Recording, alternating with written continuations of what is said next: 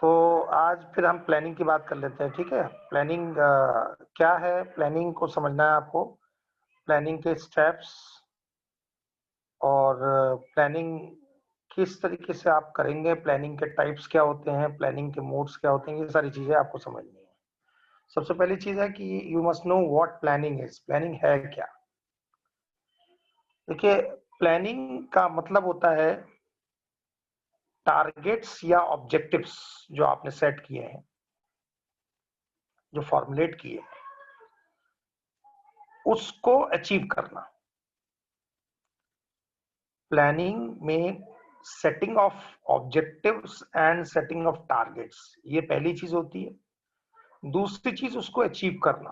Achieve कैसे करते हैं? We achieve our targets and plannings rather objectives through an action plan. एक action plan के जरिए हम उसको अचीव कर सकते हैं। तो प्लानिंग में दो पार्ट है, जैसा मैंने कहा। एक तो setting of objective and targets, जो पहली चीज है, पहले तो आप टारगेट सेट कर लें, ऑब्जेक्टिव सेट कर लें, और दूसरी चीज जो है वो उसको अचीव करने के लिए आप क्या कर रहे हैं, अचीव करने के लिए आपने कौन सा एक्शन प्लान बनाया है, वो इंपॉर्टेंट हो जाता है। सो दो एस्पेक्ट्स इसके अंदर आ जाते हैं। सो ये एंड्स और मीन्स दोनों इंपॉर्टेंट है इसमें, मीन्स भी और एंड्स भी। मीन्स का मतलब जो आपने प्लान किया है, जो आपने सोचा है वो, और जो उसका रिजल्ट है। रिजल्ट और सोच दोनों ही इंक्लूड होती हैं प्लानिंग के अंदर। अब जैसे आपको क्या करना है, ये बात लेते हैं हम। क्या करना है, इसका मतलब आपने क्या टारगेट बनाया है। आपको कैसे करना है, इसका मतलब आपने एक्शन प्लान क्या बनाया है। तो एक तो आपको टारगेट आपने जो सेट किया वो हो गया आपका गोल। दूसरा, उस गोल को अचीव करने का जो रास्ता है वो हो गया। ये दो चीजें इसमें इंक्लूड होती। प्लानिंग बहुत ही क्रूशियल फिनोमिना है, फैक्टर है, जिस पर मैनेजमेंट सेंटर्ड है। बगैर प्लानिंग के आप मैनेजमेंट कर ही नहीं सकते। और प्लानिंग जो है वो एक, आज जैसा मैंने आपको पढ़ाया था, कल फंक्शंस ऑफ मैनेजमेंट पढ़ाया था, तो मैंने उसमें बताया था कि प्लानिंग जो है उसका एक फंक्शन होता है। तो बगैर प्लानिंग के हम मैनेजमेंट की कल्पना नहीं कर सकते। और जब जब आपने अच्छे प्लान बनाए हैं, बिजनेस में अच्छे प्लान बनाए हैं, बिजनेस हमेशा राइज किया है। बिजनेस राइज करता है जब आपके पास अच्छे प्लान्स होते हैं। तो इसकी सिग्निफिकेंस, इसकी इंपॉर्टेंस बिजनेस में है। अब हम कौन कौन से स्टेप्स फॉलो करते हैं प्लानिंग में, प्लानिंग प्रोसेस क्या है, इसको समझते हैं।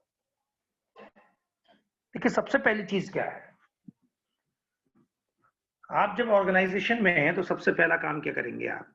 प्लानिंग को अगर रखना है या प्लानिंग करनी है तो कौन कौन से स्टेप्स से गुजरेंगे? पहला स्टेप आ जाता है कि आप ऑर्गेनाइजेशन के ऑब्जेक्टिव्स को सेट करें। फिर प्लानिंग प्रीमाइसेस को डेवलप करें। ये सारी चीजें मैं आपको एक्सप्लेन करने वाला हूं। पहले ऑर्गेनाइजेशनल ऑब्जेक्टिव्स को सेट करें, फिर प्लानिंग प्रीमाइसेस को डेवलप करें, और उसके बाद आइडेंटिफाई करें कि आप ऑल्टरनेटिव कोर्स ऑफ एक्शन क्या होगा। ये बहुत इंपॉर्टेंट पॉइंट है, ऑल्टरनेटिव कोर्स। यहां ऑल्टरनेटिव वर्ड जो दिया है ना, वो समझना जरूरी है कि आपका कोर्स ऑफ एक्शन जो है वो एक नहीं होना चाहिए। उसमें ये भी कर सकते हैं, ये भी कर सकते हैं, या ये वाला अगर नहीं होगा तो ये वाला कर लेंगे, ये वाला नहीं होगा तो ये वाला कर लेंगे। ऑल्टरनेटिव कोर्स ऑफ एक्शन होना चाहिए। ये नहीं कि आपने कहा ये करना है बस सीधे सीधे। तो आइडेंटिफाई करें कि कौन कौन से आप एक्शन की लेयर्स बना सकते हैं कि ये वाला काम कर लेंगे, या ये कर लेंगे, या ये कर लेंगे। इससे सफलता नहीं मिली तो इससे मिल जाएगी, इससे नहीं मिली तो इससे मिल जाएगी। अब जब हम alternative course of action identify कर लेते हैं तो उसके बाद हमारा दूसरा काम, उसके बाद जो हमारा नेक्स्ट स्टेप आता है जिसको हम फोर्थ स्टेप कह रहे हैं, ये है कि हमने जो ऑल्टरनेटिव कोर्सेज ऑफ एक्शन बनाए हैं उनको हम एक बार इवैल्यूएट कर लें, जज कर लें, देख लें कि वो वाकई रखने लायक है या नहीं है। और इवैल्यूएट करेंगे तो हमें पता लग जाएगा कि बेस्ट ऑल्टरनेटिव कौन सा है, मतलब कौन सा वाला हमें चुनना है, कौन सा वाला रास्ता हमें चुनना है, उसको हम चुन लें। अब वंस हमने रास्ता चुन लिया तो उसके बाद हमारे पास हमें छोटे छोटे प्लान्स बनाने पड़ेंगे। किसी भी बड़े प्लान को एग्जीक्यूट करने के लिए आप जब एक ऑल्टरनेटिव कोर्सेज ऑफ एक्शन में से एक एक्शन चुन लेते हैं जो अच्छा होता है, उसके भी छोटे छोटे प्लान्स होते हैं, उनको डेरिवेटिव प्लान्स कहते हैं, वो बना लें। फिर आप प्लान को एग्जीक्यूट करें, इंप्लीमेंट करें और उसमें फॉलो अप एक्शन देखें, यानी बाद में देखें कि उसको करने के बाद क्या रिजल्ट निकल के आया है, काम हो जाने के बाद, एक्शन लेने के बाद क्या उसका रिजल्ट रहा, कॉन्सिक्वेंस रहा, उसको भी देखा जाए, उसको भी जज किया जाए, क्योंकि उसके बेसिस पे आपको एक एक्सपीरियंस मिलता है कि आप फिर इस तरीके के डिसीजंस या इस तरीके की प्लानिंग अगली बार करते हैं तो आपके पास पहले से एक प्री ऑक्युपाइड नॉलेज होती है, जो नॉलेज काम आती है आगे उस फील्ड में प्लान करने के लिए। तो ये स्टेप्स हैं जिनसे हमें गुजर के चलना पड़ता है। ये क्लियर हो गया आपको सबको? दोनों क्लियर हो गए? Yes sir. आप समझ गए ना? पहले ऑब्जेक्टिव्स आपने फ्रेम कर लिए एक बार, उसके बाद आपने प्लानिंग प्रीमाइसिस के ऊपर, मैं भी थोड़ा सा इस पर रोशनी और डालूंगा, लेकिन आप अभी सारे स्टेप्स को एक बार माइंड में फिक्स कर लीजिए। प्लानिंग प्रीमाइसिस को हमने डेवलप किया, फिर हमने ऑल्टरनेटिव कोर्स ऑफ एक्शन को आइडेंटिफाई किया। तो ऑल्टरनेटिव का मतलब कई सारे कोर्सेज हो गए वो, फिर उनको इवैल्यूएट किया, उसमें से बेस्ट को हमने चुन लिया। फिर हमने डेरिवेटिव प्लान्स बनाए, छोटे छोटे प्लान्स बनाए उस कोर्स ऑफ एक्शन को सार्थक रूप देने के लिए। फिर उसके बाद उस प्लान को हमने एग्जीक्यूट किया, इंप्लीमेंट किया, और उसके बाद जब वो प्लान हमारा एग्जीक्यूशन हो गया, उसको एग्जीक्यूट हो गया, तो उस पर फॉलो अप कर लिया, जिससे कि हमें एक लर्निंग मिल जाए, एक एक्सपीरियंस मिल जाए कि आगे हम कभी कोई प्लान करते हैं उस लेवल का, तो हमारे पास एक प्री ऑक्युपाइड नॉलेज है, पहले से हमें पता है कि इसको करने से ये होगा। So this is the way to go. ठीक है, चलिए आगे बढ़ते हैं। अब ये सारे जो स्टेप्स हैं जो आपको अभी बताए गए हैं, इन स्टेप्स पे थोड़ा थोड़ा मैं आपको ब्रीफ करता हूं। सबसे पहली चीज आती है, सबसे पहला पॉइंट जो प्रोसेस में है, स्टेप्स में है, पहला स्टेप है कि आपको ऑर्गेनाइजेशनल ऑब्जेक्टिव्स को फ्रेम करना है, उनको सेट करना है। देखिए, किसी भी ऑर्गेनाइजेशन में, कोई भी बिजनेस ऑर्गेनाइजेशन होती है, उसका पर्पस होता है कि वो प्रॉफिट को मैक्सिमाइज करे, प्रॉफिट को बढ़ाए। और जब तक किसी भी ऑर्गेनाइजेशन के अंदर कुछ स्टैंडर्ड्स नहीं होते, रूल्स नहीं होते, नियम नहीं होते, प्रोसीजर्स नहीं होते, प्रोसेसेस नहीं होती, किसी भी काम का अगर सिस्टम नहीं होगा ना, तो वो आपको फ्रूटफुल रिजल्ट नहीं देगा। ऑब्जेक्टिव्स बनाने का पर्पस सिर्फ यही होता है कि जो ऑर्गेनाइजेशन है वो सही ट्रैक पे चले। रूल्स बनाने का मकसद ये होता है कि ऑर्गेनाइजेशन सही स्टेप्स पे चले, सही डायरेक्शन में चले, ये पर्पस होता है। तो इसलिए सबसे पहला चीज क्या है कि हम ऑर्गेनाइजेशन को उसके मैनेजमेंट के हिसाब से ऑब्जेक्टिव्स को सेट कर लें। फिर उसके बाद प्रीमाइसिस को हमें देखना पड़ता है। अब प्रीमाइसिस से यहां मुराद ये है कि इसको एक टर्म यूज होता है, फ्यूचर के लिए हम फोरकास्टिंग करते हैं, इसको प्लानिंग फोरकास्टिंग भी बोलते हैं इस टर्म को। डेवलपिंग प्लानिंग प्रीमाइसिस का मतलब यहां पर फोरकास्टिंग से है। फ्यूचर में आज जो आप सोच रहे हो वो कल इंप्लीमेंट करने लायक है या नहीं, इसको सोचना प्लानिंग प्रीमाइसेस का पार्ट होता है। मतलब आप सोच तो वर्तमान में रहे हैं, लेकिन उसका एग्जीक्यूशन जो होना है वो फ्यूचर में होना है। तो जब सोचने वाली चीज जो आज है, जिसका एग्जीक्यूशन आप फ्यूचर में करने वाले हैं, तो आपको ये हिसाब किताब लगाना पड़ेगा, वो सारे फैक्टर्स माइंड में लाने पड़ेंगे, वो सारी बातें माइंड में लानी पड़ेंगी कि हम अपनी थिंकिंग को फ्यूचर में करने वाले हैं। तो कहीं ऐसा ना हमने सारे एंगल वर्तमान के ले लिए हैं, और जाहिर सी बात है अगर हमने वर्तमान के एंगल ले लिए तो फ्यूचर में पता नहीं वो चीजें बरकरार रहेंगी या नहीं रहेंगी, फ्यूचर तो अनसर्टेन है। तो इसीलिए जब प्लानिंग करते हैं तो प्रीमाइसिस यानी फ्यूचर में जो होना है उस थिंकिंग को लेकर के, फ्यूचर में जो चीजें बन सकती हैं उन सब बातों को सोच समझ करके हम चलते हैं। तो आप समझ गए ना, यहां पर प्लानिंग प्रीमाइसेस का मतलब क्या है, जो फ्यूचर में होने वाली चीजें हैं उनको जहन में रख करके चलना कि भाई ये हो सकता है फ्यूचर में, ये हो सकता है, ये हो सकता है, ये हो सकता है, ये हो सकता है, आज ये है फ्यूचर में ये हो सकता है, आज ये है फ्यूचर में ये हो सकता है, आज ये है फ्यूचर में ये हो सकता है। ये सारे कंसिडरेशन कहलाते हैं प्लानिंग प्रीमाइसेस। साथ तक क्लियर हुआ आपको? Yes sir. इसको आप समझ पाए जो मैंने अभी आपको बताया? प्लानिंग प्रीमाइसेस का मतलब है फ्यूचर एंगल से। अब आप सोचो, आज की तारीख में आपने सोचा, आपने प्लान किया, इंडिविजुअल लेवल पे देख लेते हैं, ऑर्गेनाइजेशन लेवल पे हम बाद में लाएंगे, पहले इंडिविजुअल लेवल पे देख लेते हैं। आपने अगर आज ये इरादा बनाया या आज ये सोचा कि मैं अगले महीने नैनीताल जाऊंगा, है ना, इसको आप ऐसे समझे, ऑर्गेनाइजेशनल पार्ट को हम स्किप करके अब ये इंडिविजुअल प्लानिंग पे आते हैं, क्योंकि प्लानिंग इज द सेम, चाहे आप इंडिविजुअल लेवल पर रख लें उसे या ऑर्गेनाइजेशन लेवल पर रख लें। अब आज आपने प्लान बनाया कि आप नेक्स्ट मंथ नैनीताल जाएंगे, तो आप मुझे ये बताइए कि जब आप ये सोच बनाते हैं कि मुझे नेक्स्ट मंथ नैनीताल जाना है, ये माइंडसेट बनाते हैं, ये ऑब्जेक्टिव फ्रेम करते हैं, मतलब ये आपके माइंड में बन गई है बात कि मुझे अचीव करना है, I want to achieve this, so it's like objective for you, your objective is to go to Nainital next month. ठीक है, क्लियर हो गई ये बात? अब ये बताइए कि आपने नैनीताल जाने की जो सोची है अगले महीने, क्या इस बात की आप गारंटी दे सकते हैं कि आप नैनीताल पहुंच जाएंगे अगले महीने? बताइए।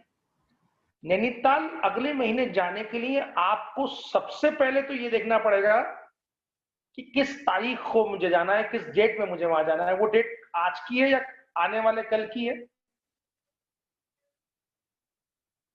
आप नैनीताल अगले महीने जाने वाले हैं ना, तो अगले महीने का मतलब क्या हो जाता है? अगले महीने का मतलब क्या है? फ्यूचर में। आप अक्टूबर में हैं और आप क्या सोचते हैं कि मैं नवंबर में जाऊंगा, तो नवंबर में जब आप जाएंगे तो आप ये तो बताएंगे ना कौन सी डेट में जाने का प्लान कर रहे हैं। वो डेट कब की है? आज की है? वो तो फ्यूचर की है, वो फ्यूचर की डेट है ना। Yes sir. तो वो डेट आपकी, वो डेट आपका प्लानिंग प्रीमाइसेस का पार्ट हुआ। प्लानिंग करने के लिए आपने जो फैक्टर्स माइंड में रखे हैं, जो फ्यूचर की तरफ जा रहे हैं, वो प्लानिंग प्रीमाइसेस है। आप बजट के बारे में सोचते हैं, आप ये सोचेंगे कि उस दिन मैं जा भी पाऊंगा या नहीं जा पाऊंगा, और आप तमाम चीजें माइंड में लाएंगे अपने, प्लानिंग प्रीमाइसेस है। अब आपको ये सब चिंतन मनन करके प्लानिंग प्रीमाइसिस को डेवलप करने के बाद कि आप फला डेट में जाएंगे, ये सब हो जाने के बाद ये सारे कंसिडरेशंस करने के बाद, फ्यूचर एंगल देखने के बाद, अब आप ऑल्टरनेटिव कोर्स ऑफ एक्शन को आइडेंटिफाई करें। ऑल्टरनेटिव कोर्स ऑफ एक्शंस को आइडेंटिफाई करेंगे। अब यहां पर मैंने इसीलिए इसको अलग से एक्सप्लेन किया कि मैं एक केस स्टडी रख करके और आपको ये सारे फैक्टर्स, सारे पॉइंट, सारे स्टेप्स समझाऊंगा। ये तो ये स्टेप्स तो मैंने पहले ही स्लाइड में क्लियर कर दिया आपको, जहां सारे स्टेप्स मैंने आपको बताए थे। भाई केस स्टडी के माध्यम से देखते हैं। आपको नैनीताल जाना है, ये आपने एक प्लान किया है, ठीक है। तो अब ऑल्टरनेटिव कोर्स ऑफ एक्शन, यानी कि आप वहां जाओगे कैसे, अब ये मुद्दा आ जाता है। तो आपने ऑल्टरनेटिव कोर्स ऑफ एक्शन रखे क्या? हो सकता है कि मैं ट्रेन से जाऊं, एक्शन जाना है तो जाना है, वो तो एक्शन है ना। तो ट्रेन, बस, टैक्सी, आपके पास ये सारे ऑप्शंस अवेलेबल हैं, कोर्सेज ऑफ एक्शन है आपके पास। कि अगर मैं किसी वजह से टैक्सी से नहीं जा पाता हूं तो मेरे पास दूसरा रास्ता है ट्रेन से जाने का। ट्रेन से नहीं जाता हूं तो तीसरा रास्ता है बस से जाने का। These are alternative courses of action. कि मेरे पास ये रास्ते हैं, इन रास्तों से गुजर कर मैं जा सकता हूं, मगर मुझे ये देखना पड़ेगा कि मेरे लिए बेस्ट ऑल्टरनेटिव कौन सा है। अब मुद्दा ये आता है कि आपने सोचा कि मैं बस से जा सकता हूं, मैं कार से जा सकता हूं, मैं ट्रेन से जा सकता हूं, लेकिन मेरे साथ मेरी मित्र मंडली भी होगी, फ्रेंड्स भी होंगे, वो भी जाएंगे। यदि हम ट्रेन में जाते हैं तो हमारा टाइम बहुत खराब हो सकता है, हमें सुबह जाकर के शाम को आना है, तो वो ऑप्शन कुछ जानदार सा ऑप्शन लग नहीं रहा। बस से जाएंगे तो फिर हमें वही बात आ जाती है, बस से भी, ट्रेन वाली। तो आपने कहा सबसे बढ़िया एक्शन जो है वो टैक्सी से जाना है। भाई टैक्सी में आराम से सब लोग बैठ जाएंगे, जहां भी रोकना होगा रोक लेंगे, एंजॉय करेंगे। क्योंकि आपने प्लानिंग प्रोमाइसिस में ये पॉइंट सोचा था कि जब हमें नैनीताल जाना है तो वहां पर हमें जगह जगह रुक करके एंजॉय करना है।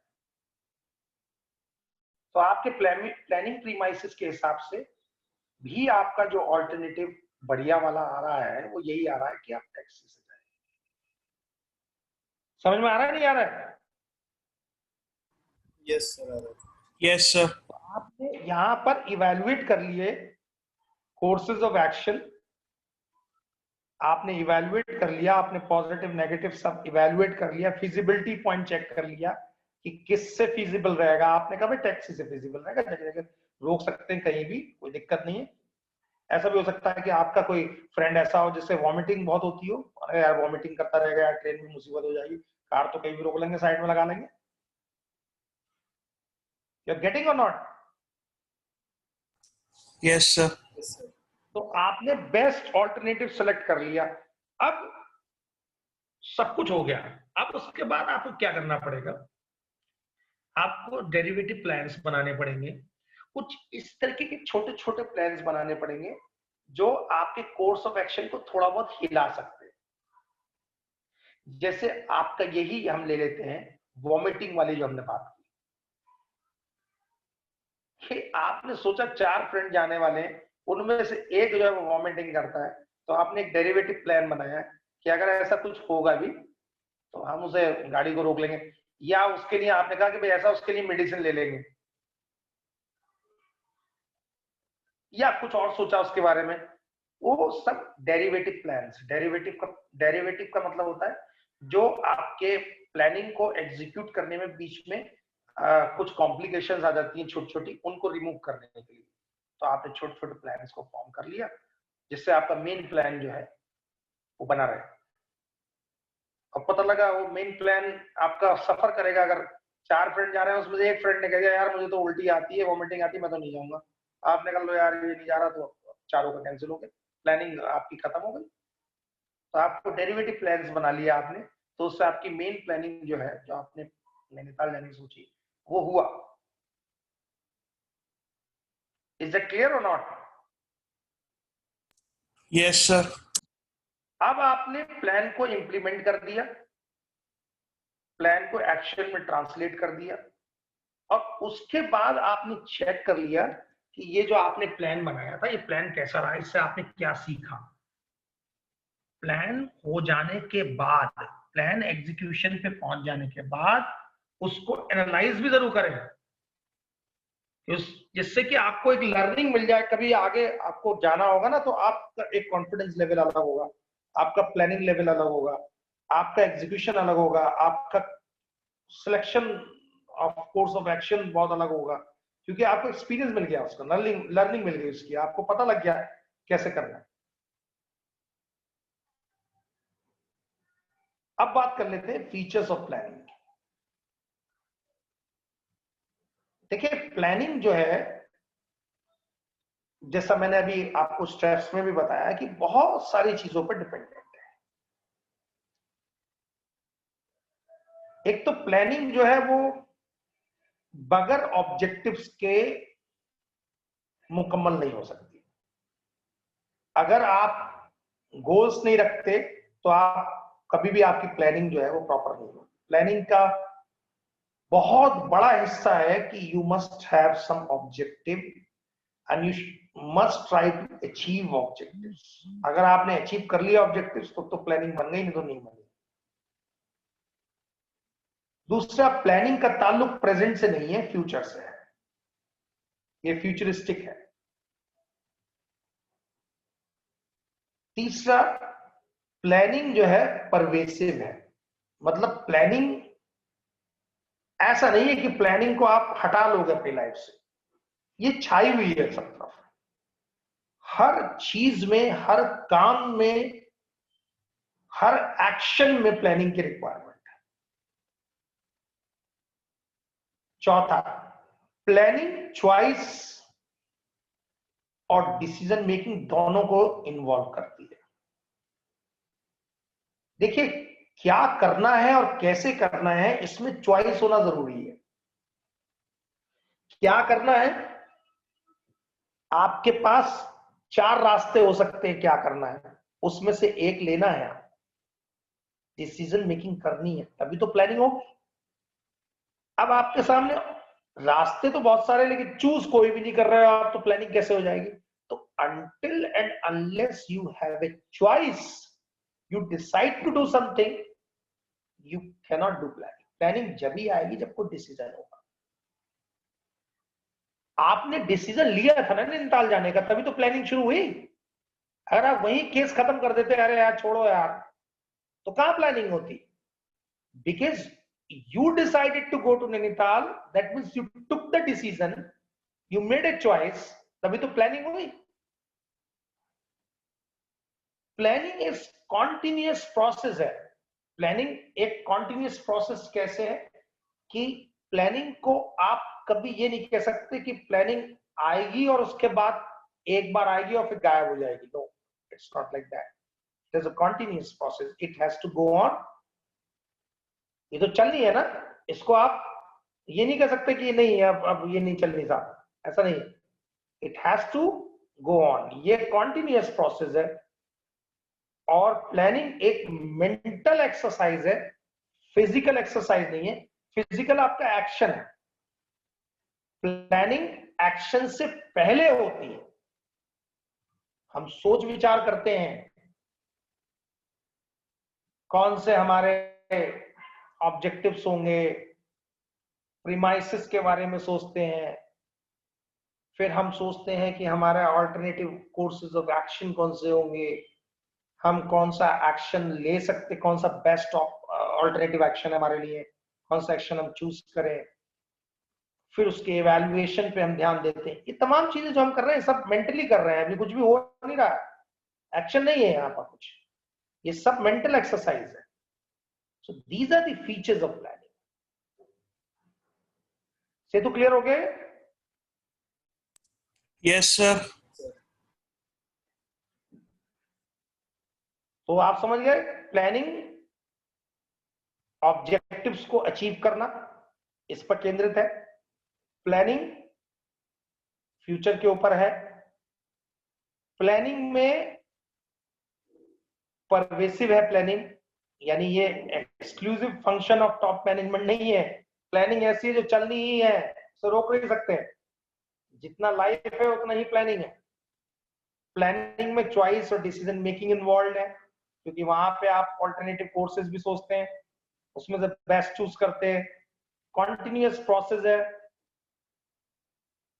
चलता रहना है। कभी आप 6 महीने के लिए कोई प्लान बनाते हैं, फिर वो एग्जीक्यूट हो जाता है, फिर नया बना लेते हैं। So it has to go on. और एक ही मेंटल एक्सरसाइज है।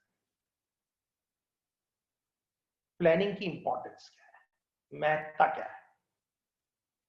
सबसे पहली चीज क्या है कि प्लानिंग जो है वो डायरेक्टिव बेस है। मतलब प्लानिंग डायरेक्शन का काम करती है। जब आप चिंतन मनन कर लेते हैं कि मुझे नैनीताल जाना है और मैं इस तरीके से जाऊंगा, ये वाला एक्शन लूंगा, तो ये आपके लिए डायरेक्शन बन गया ना। It's a direction for you.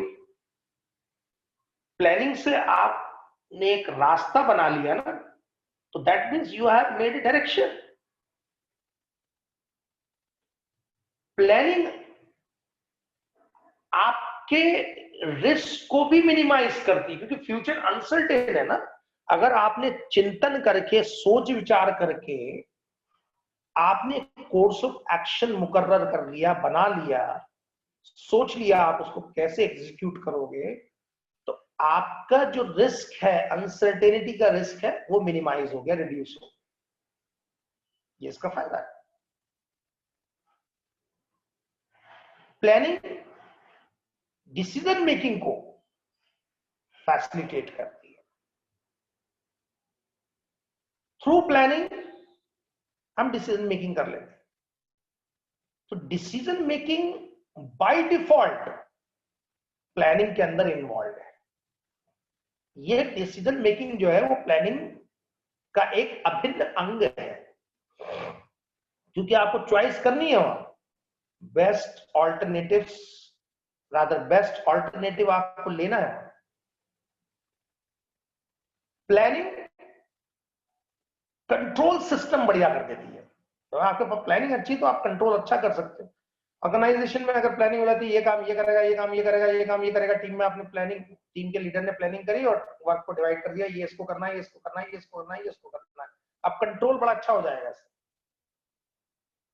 Leader के लिए चेक करना बड़ा आसान है, क्योंकि उसने वर्क को डिवाइड कर दिया और बहुत स्ट्रेटेजिक तरीके से कि ये बंदा ये काम कर सकता है, ये बंदा ये काम कर सकता है, ये बंदा ये काम कर सकता है, ये बंदा ये काम कर सकता है। डिसीजन मेकिंग हो रही है ना उसमें। तो standards of controlling are established through planning.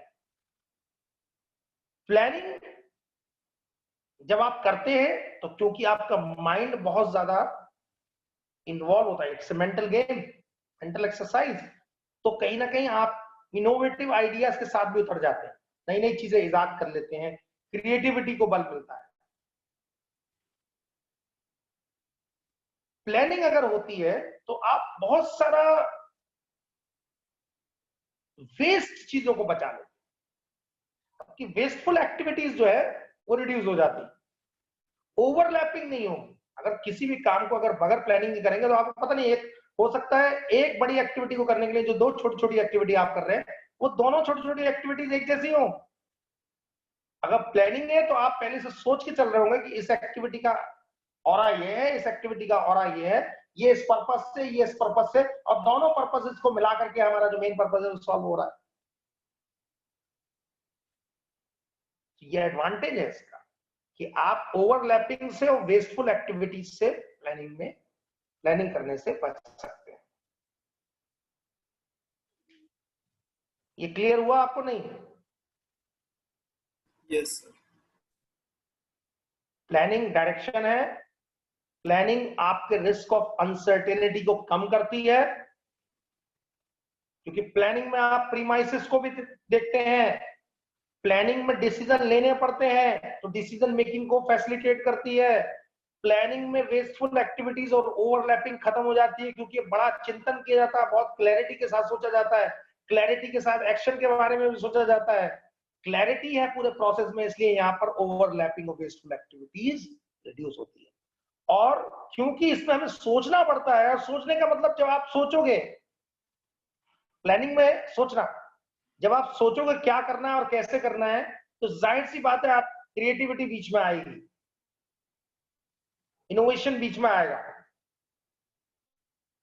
Planning क्योंकि आपके लिए स्टैंडर्ड्स तैयार करती है। स्टैंडर्ड्स कैसे, क्या करना है और कैसे करना है, इस पे आप पूरा एक ब्लूप्रिंट तैयार कर लेते हैं, तो आपके पास स्टैंडर्ड्स आ जाते हैं कुछ, और वो स्टैंडर्ड्स काम आते हैं एक्चुअल परफॉर्मेंस को जज करने के लिए, यानी कंट्रोलिंग सिस्टम बहुत मजबूत हो जाता है।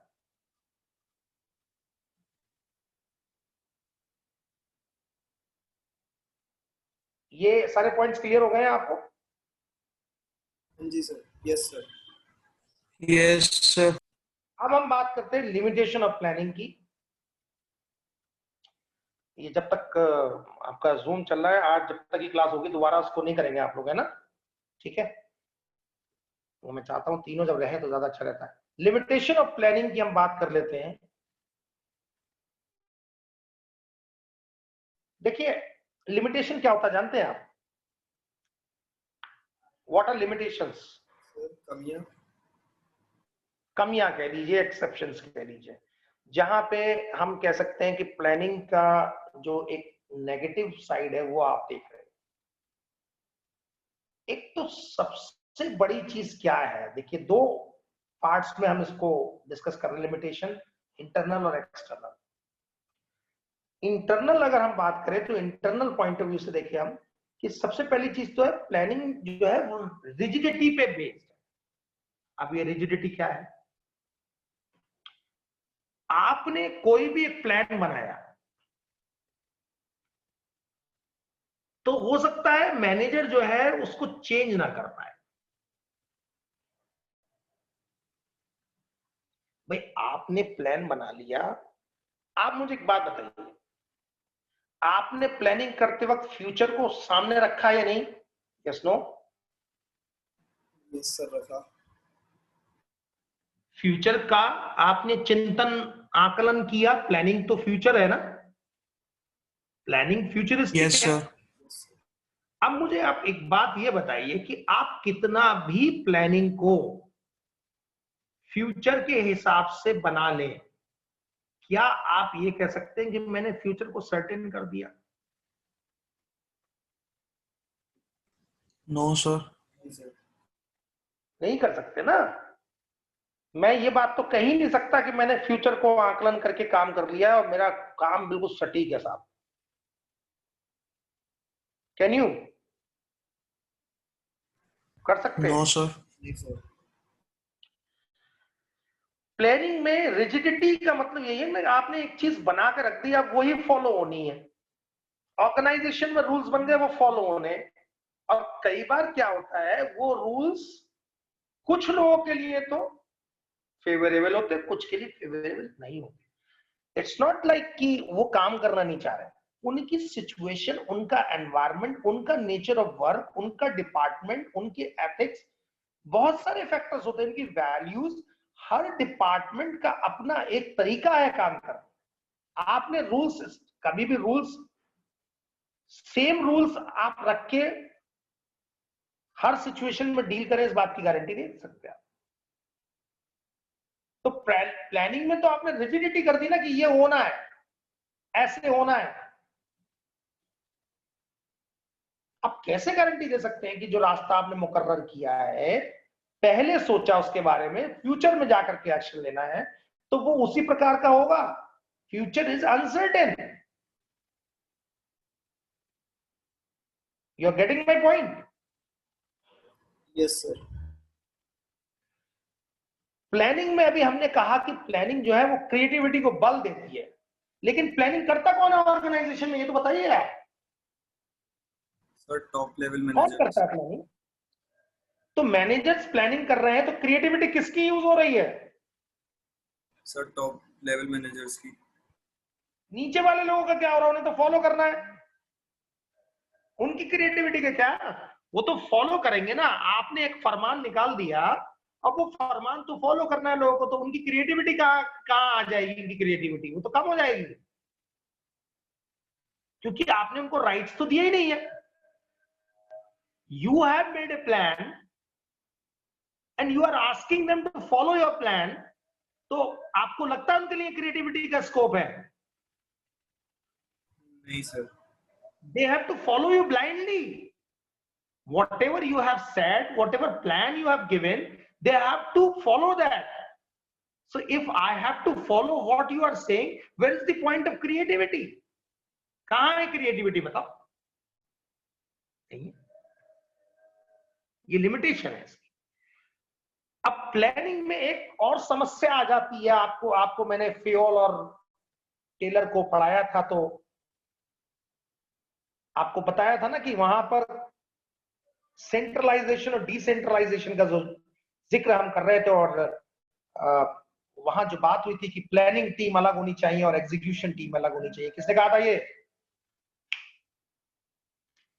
किसने कहा था प्लानिंग टीम और एग्जीक्यूशन टीम अलग होनी चाहिए? टेलर ने।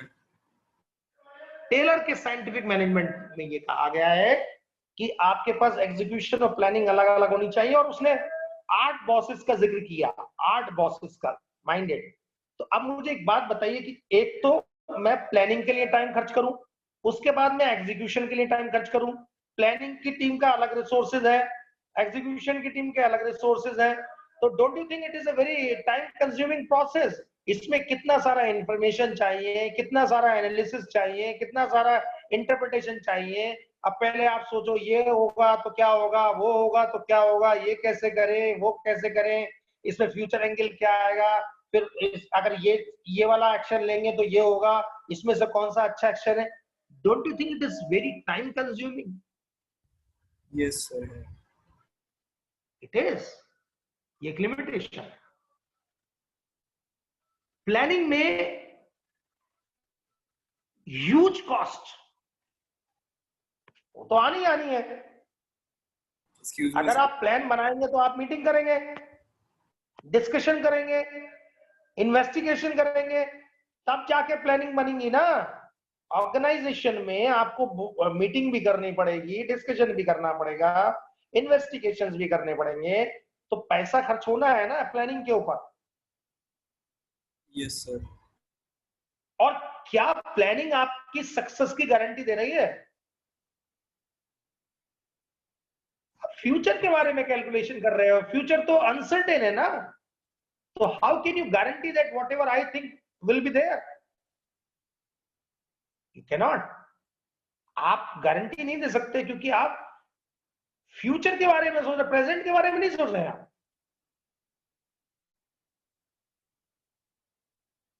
ऑर्गेनाइजेशन में